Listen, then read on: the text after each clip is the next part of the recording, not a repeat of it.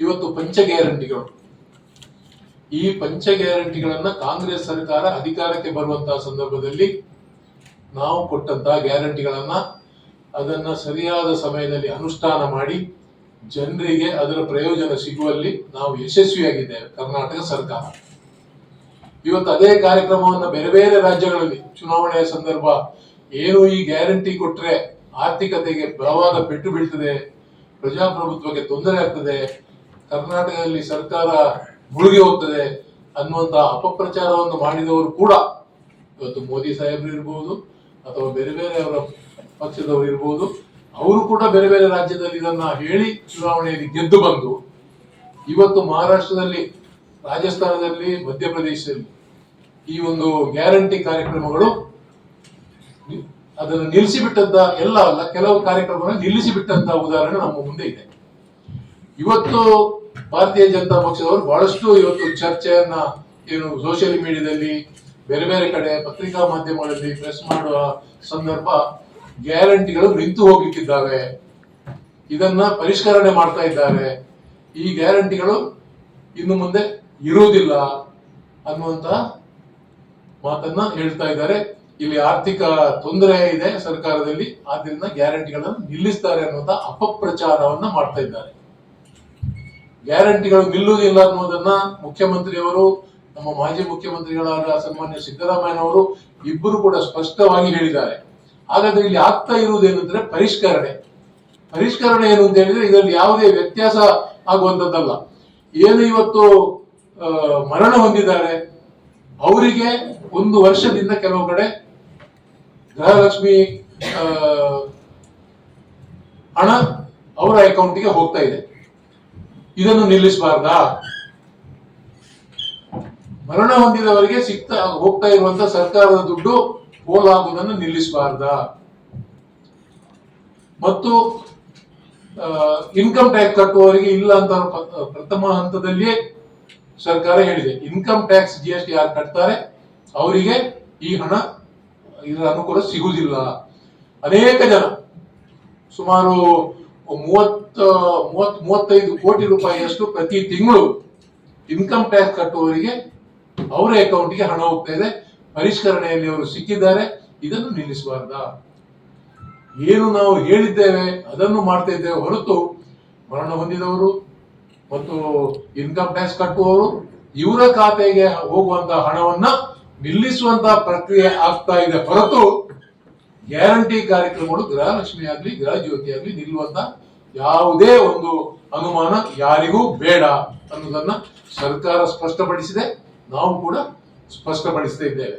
ಇವತ್ತು ನಿರ್ಮಲಾ ಸೀತಾರಾಮನ್ ಒಂದು ಹೇಳಿಕೆಯನ್ನು ಕೊಟ್ಟಿದ್ದಾರೆ, ನಿಮ್ಗೆ ಆಗದಿದ್ರೆ ಬಿಟ್ಟು ಬಿಡಿ ಅಂತ. ಯಾವತ್ತೂ ಸರ್ಕಾರ ನಮ್ಮ ಗ್ಯಾರಂಟಿಗಳಿಗೆ ದುಡ್ಡು ಕೊಡಿ ಅಂತ ಕೇಂದ್ರ ಸರ್ಕಾರದ ಎದುರು ಹೋಗಿ ನಾವು ಕೈ ಚಾಚಲಿಲ್ಲ. ನಾವು ಕೇಂದ್ರ ಸರ್ಕಾರದ ಮುಖದಲ್ಲಿ ಕೇಳುವುದು ಏನು ಅಂತ ಹೇಳಿದ್ರೆ, ನೀವು ಏನು ನಮ್ಗೆ ನಮ್ಮ ಅನುಪಾತದಲ್ಲಿ ಕೊಡುವಂತ ಹಣ ಇದೆ ಅದನ್ನು ಕೊಡಿ, GSTಯ ಬಾಕಿ ಏನಿದೆ ಅದನ್ನು ಕೊಡಿ, ನೀವು ಭದ್ರಾ ಮೇಲ್ದಂಡೆಗೆ ಘೋಷಣೆ ಮಾಡಿದಂತಹ ಹಣ ಅದನ್ನು ಕೊಡಿ, ನಿಮ್ಮ ಮ್ಯಾಚಿಂಗ್ ಗ್ರಾಂಟ್ ಇದೆ ಅದನ್ನೆಲ್ಲ ನೀವು ಕೊಡ್ತಾ ಇಲ್ಲ ಸರಿಯಾದ ಸಮಯದಲ್ಲಿ, ಅದನ್ನು ಕೊಡಿ ಅಂತ ಹೇಳ್ತಾ ಇದ್ದೇವೆ. ಬಿಟ್ರೆ ಗ್ಯಾರಂಟಿಗಳಿಗೆ ಹಣ ಇಲ್ಲ, ಗ್ಯಾರಂಟಿಗಳಿಗೆ ಹಣ ಕೊಡಿ ಅಂತ ಯಾವತ್ತೂ ಕೂಡ ಕೇಂದ್ರ ಸರ್ಕಾರದ ಬಳಿ ಕೇಳಲಿಲ್ಲ. ಇವರು ನಮ್ಮ ರಾಜ್ಯ ಈಗ ಏನು ಆರ್ಥಿಕ ತೊಂದರೆಯಲ್ಲಿದೆ ಅಂತ ಇವರು ಹೇಳ್ತಾರೆ.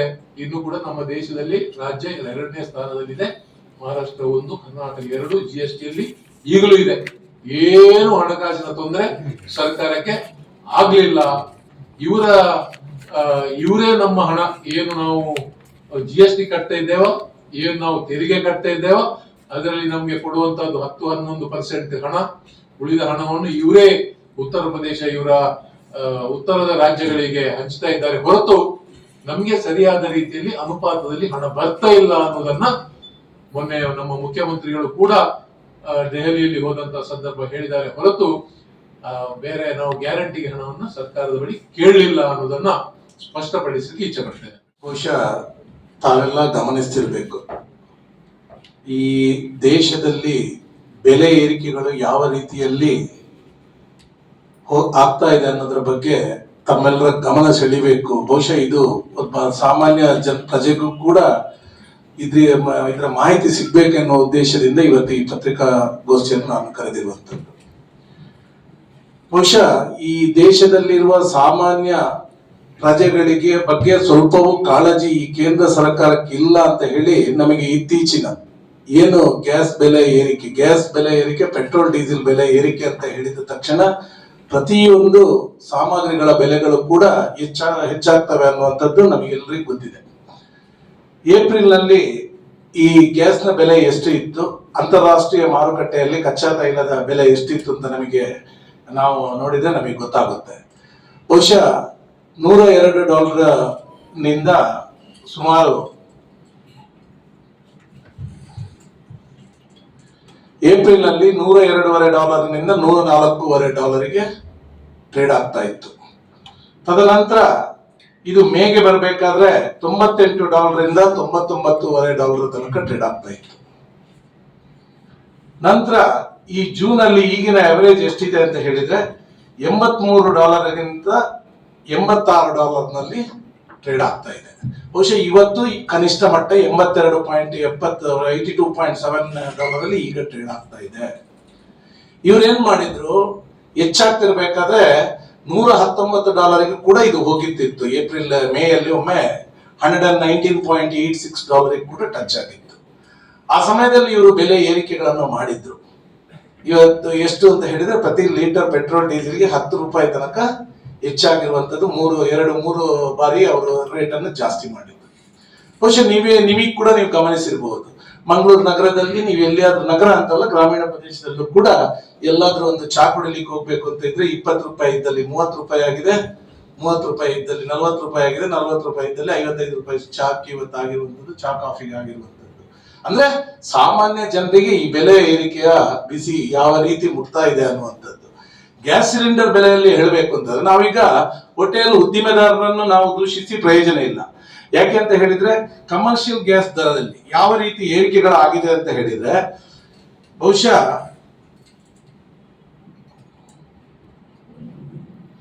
ಏಪ್ರಿಲ್ ತಿಂಗಳಲ್ಲಿ, ಜನವರಿ ತಿಂಗಳಲ್ಲಿ ಕಮರ್ಷಿಯಲ್ ಗ್ಯಾಸಿಗೆ ಎಷ್ಟು ಬೆಲೆ ಇತ್ತು ಅಂತ ಹೇಳಿದ್ರೆ $1,691 ಇತ್ತು.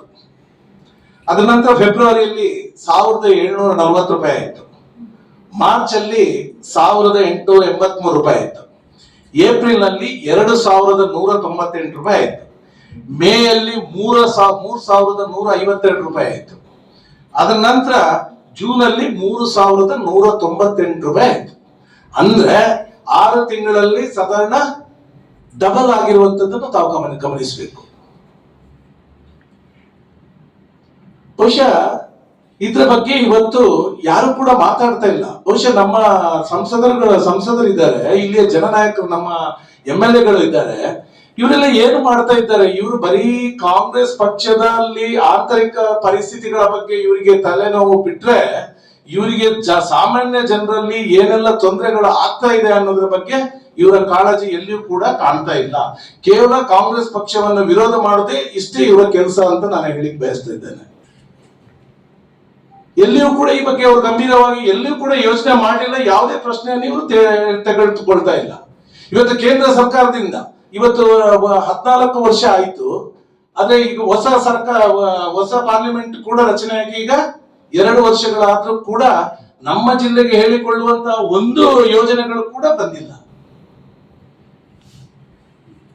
ಏನಾಗ್ತಾ ಇದೆ ಇವತ್ತು ರಾಜ್ಯದಲ್ಲಿ ಕೂಡ ನಾವು ಮಾತಾಡಬೇಕಾದ್ರೆ ನಮ್ಮ ರಾಜ್ಯಕ್ಕೆ ಸಿಗ್ಬೇಕಾದಂತ ಈಗ ತೆರಿಗೆ ಪಾಲಿನಲ್ಲಿ ನಮ್ಮ ರಾಜ್ಯ ಇವತ್ತು ಭಾರತ ದೇಶದಲ್ಲಿ ನಮ್ಮ ಅಧ್ಯಕ್ಷರಿಗೆ ಹೇಳಿದ್ರು, ಮಹಾರಾಷ್ಟ್ರ ಬಿಟ್ರೆ ಕರ್ನಾಟಕದಲ್ಲಿ ದಕ್ಷಿಣ ಕನ್ನಡ ಜಿಲ್ಲೆ ಕರ್ನಾಟಕ 2ನೇ ಸ್ಥಾನದಲ್ಲಿ ಇದೆ ಅನ್ನುವಂಥದ್ದು. ಆದ್ರೆ 2ನೇ ಸ್ಥಾನದಲ್ಲಿರುವಾಗ ನಮಗೆ ಸಿಗ್ಬೇಕಾದಂತ ಪಾಲನ್ನು ಸರಿಯಾಗಿ ಇವರು ಕೊಡ್ತಾ ಇದ್ದಾರೆ ಅಂತ ಕೇಳಿದ್ರೆ, ಈ ಹಿಂದೆ ಪತ್ರಿಕಾಗೋಷ್ಠಿಯನ್ನು ಕರೆದು ಕೂಡ ನಾವು ಹೇಳಿದ್ದೇವೆ, ಇವತ್ತು ನಮಗೆ ಸಿಗ್ಬೇಕಾಗಿದ್ದ ₹100 ಕೇವಲ ₹16, ₹1 16 ಪೈಸೆಗಳು ಸಿಗ್ತಿರುವಂತದ್ದು ಕೂಡ ತಮಗೆಲ್ಲರಿಗೂ ತಿಳಿದಿದೆ. ಆದ್ರೆ ಇದನ್ನು ಪ್ರಶ್ನಿಸುವಂತಹ ಒಂದು ಧೈರ್ಯ ನಮ್ಮ ಯಾವ ಎಂಪಿಗಳಿಗೂ ಕೂಡ ಇವತ್ತು ಇಲ್ಲ ಅನ್ನುವಂಥದ್ದು ಬಹಳ ಖೇದಕರವಾದಂತಹ ವಿಚಾರಗಳು. ಇವತ್ತು ಕರ್ನಾಟಕದಲ್ಲಿ ಅಭಿವೃದ್ಧಿ ಆಗ್ತಾ ಇಲ್ಲ ಅಂತ ಹೇಳ್ತಾರೆ.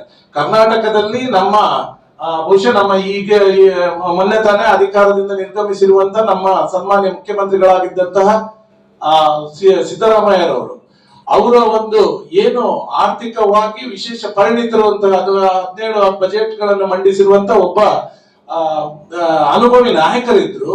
ಇಲ್ಲಿ ಯಾವುದೇ ರೀತಿಯ ಒಂದು ಅಭಿವೃದ್ಧಿ ಕೆಲಸಗಳಿಗೆ ಅಡಚಣೆಗಳು ಆಗ್ಲಿಲ್ಲ. ಬಹುಶಃ ಇದನ್ನು ಇದನ್ನ ಅಡಚಣೆಗಳು ಆಗ್ಬೇಕೆನ್ನುವ ಉದ್ದೇಶ ಮಾತ್ರ ನಿಮಗೆ ಇರುವಂತದ್ದು ನಿಮ್ಮ ನಡವಳಿಕೆಯಿಂದ ಗೊತ್ತಾಗ್ತಿದೆ ಅನ್ನುವಂಥದ್ದು. ಯಾಕೆ ಅಂತ ಹೇಳಿದ್ರೆ ನೀವು ಕರ್ನಾಟಕದಿಂದ ಇವರು ಗ್ಯಾರಂಟಿಯನ್ನು ಕೊಟ್ಟು ಅದು ಗ್ಯಾರಂಟಿಯಿಂದ ಇವತ್ತು ಪ್ರಯೋಜನ ಆಗ್ತಿರೋದು ಯಾರಿಗೆ ಅಂತ ಕೇಳಿದ್ರೆ ಬಡ ಜನರಿಗೆ, ಆರ್ಥಿಕವಾಗಿ ಹಿಂದುಳಿದಂತವರಿಗೆ ಇವತ್ತು ಪ್ರಯೋಜನ ಆಗ್ತಿರುವಂತದ್ದು.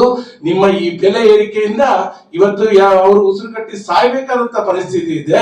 ಆದ್ರೆ ಈ ಗ್ಯಾರಂಟಿ ಯೋಜನೆಗಳಿಂದ ಅವರು ಏನೋ ಒಂದು ಬ್ರೀತ್ ಮಾಡುವಂತ ಅವಕಾಶ ಸಿಕ್ಕಿದೆ ಅನ್ನೋದು ಕೂಡ ಅಷ್ಟೇ ಸತ್ಯ.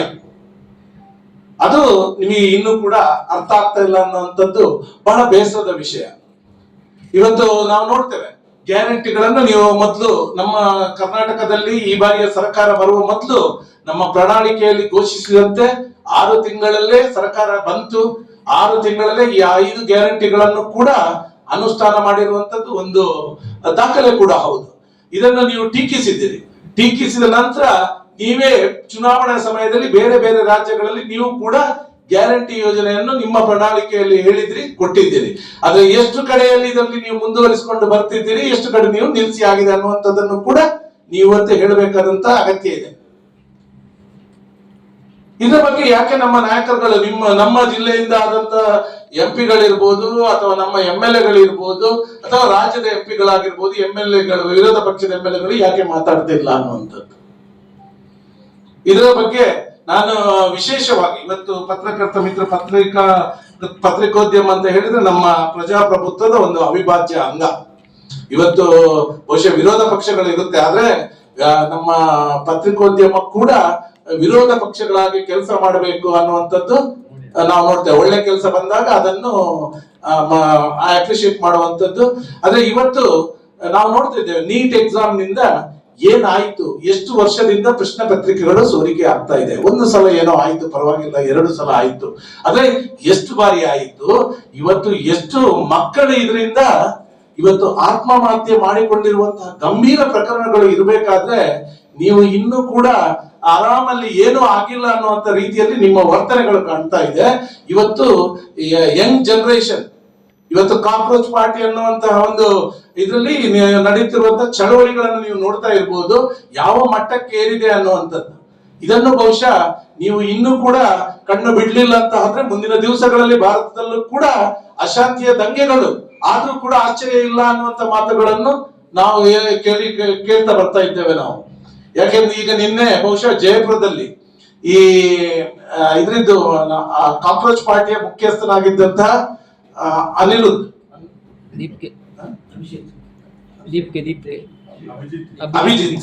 ಅಭಿಜಿತ್ ಅವರ ಮೇಲೆ ಒಂದು ರ್ಯಾಲಿಯಲ್ಲಿ ಹಲ್ಲೆ ಆಗುವಂತ ಪರಿಸ್ಥಿತಿಗಳು ಕೂಡ ಆಯಿತು.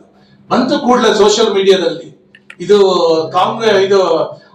ಅವರ ಪ್ರಾಯೋಜಿತವಾದಂತ ಒಂದು ಸ್ಕ್ರಿಪ್ಟ್ ಎಡಿಟಿಂಗ್ ಇದರಲ್ಲಿ ಆಗಿದೆ ಈ ಹಲ್ಲೆ ಅನ್ನುವಂಥದ್ದು. ಆದ್ರೆ ಮತ್ತೆ ಗೊತ್ತಾಯ್ತು ಈ ಹಲ್ಲೆ ಮಾಡಿದವರನ್ನು ಪೊಲೀಸ್ನವರು ಅರೆಸ್ಟ್ ಮಾಡಿದ ಗೊತ್ತಾಯ್ತು ಅವನು RSS ವರ್ಕರ್ ಅನ್ನುವಂಥದ್ದನ್ನು ಕೂಡ ತಾವು ಇವತ್ತು ತಿಳಿದುಕೊಂಡಿರ್ಬೋದು. ಬಹುಶಃ ಇದೆಲ್ಲ ಏನನ್ನು ಸೂಚಿಸುತ್ತೆ ಅನ್ನುವಂಥದ್ದು. ಈ ಬಗ್ಗೆ ತಾವು ನಮ್ಮ ಈ ದೇಶದ ಪ್ರಜೆಗಳಿಗೆ ಸರಿಯಾದ ಮಾಹಿತಿಗಳನ್ನು ಕೊಡುವಂತ ಕೆಲಸ ನಾನು ಪತ್ರಿಕಾ ರಂಗದ ಮೂಲಕ ಆಗ್ಬೇಕು ಅಂತ ಹೇಳಿ ತಮ್ಮಲ್ಲಿ ವಿನಂತಿಸಿಕೊಳ್ತಾ ಇದ್ದೇನೆ. ಅದರ ಒಟ್ಟಿಗೆ ಇವತ್ತು ನಮ್ಮ ಅಧ್ಯಕ್ಷರು ಮಾತಾಡಿದ್ರು.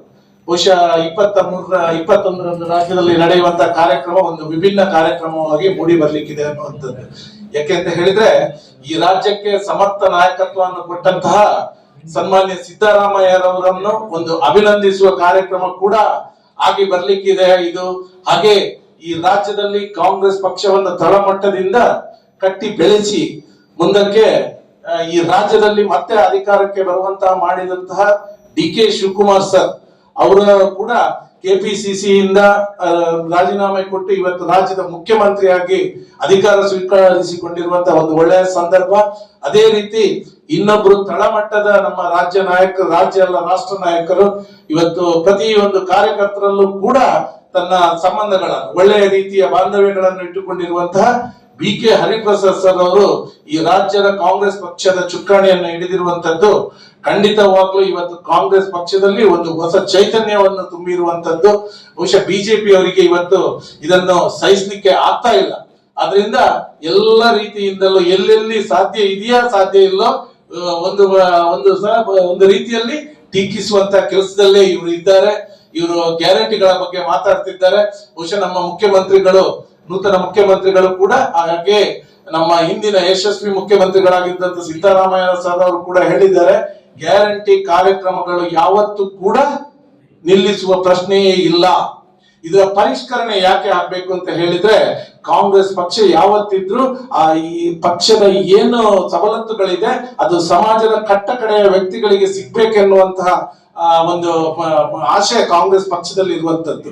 ಆದ್ರಿಂದ ಇದನ್ನು ಪರಿಷ್ಕರಣೆ ಮಾಡ್ಲಿಕ್ಕೆ, ಇದರಿಂದ ಯಾರು ಇವತ್ತು ತೀರಿ ಹೋಗಿರುವಂತದ್ದು ಪಡೆದುಕೊಳ್ಳುವಂತದ್ದು ಅದೆಷ್ಟೋ ಉದಾಹರಣೆಗಳಿದೆ, ಮಿಸ್ಯೂಸ್ ಆಗುವಂತದ್ದು. ಅದಕ್ಕೆ ಮತ್ತೆ ಇದನ್ನು ರಿಜಿಸ್ಟರ್ ಮಾಡುವಂತ ಒಂದು ಇದನ್ನು ಮಾತ್ರ ಮಾಡ್ಕೊಳ್ತಿದ್ದಾರೆ ಅಂತ ಹೇಳಿದ್ರೆ, ಅರ್ಹರಾದ ಫಲಾನುಭವಿಗಳಿಗೆ ಯಾವುದೇ ರೀತಿಯ ತೊಂದರೆಗಳು ಕೂಡ ಯಾವತ್ತೂ ಇಲ್ಲ ಅಂತ ನಾವು ಮತ್ತೊಮ್ಮೆ ಸ್ಪಷ್ಟಪಡಿಸಲಿಕ್ಕೆ ತಮಗೆ ಇಚ್ಛಿಸ್ತಿದ್ದೇವೆ.